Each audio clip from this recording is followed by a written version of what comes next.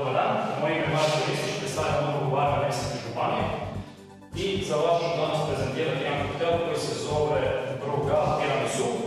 Znači radimo ga sa 5 godina starim brugalom, 5 centilitara.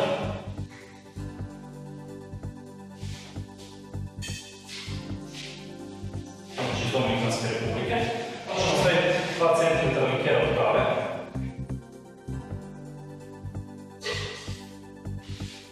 Sirup od tiramisua, 2 centilitra. Stavit ćemo i 3 centilitra espressa, jedna barasta žličica, mascarpone i jedno malo pepeličje jaje sa žutanjkom i bjelanjkom. Nakon toga jedan deš čoko pitera. Sve to skupa ćemo ohladiti. Dobro pomiješati. Dobro smo ohladili. Nakon toga ćemo sve skupa staviti u sifon. Procijediti. U sifon.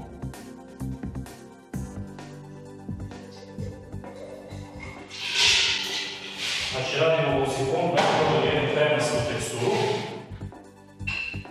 koju je inače jako teško dobiti samim šekanjem.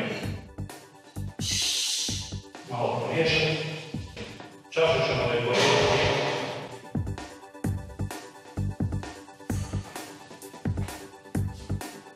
I koktel ide direktno u čašu. Lijepa, fina, kremasta tekstura.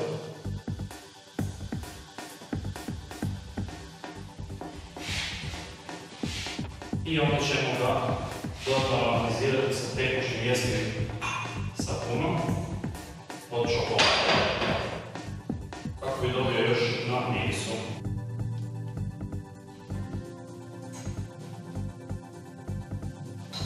I to bi bilo to. Brugal Tiramisu za vas.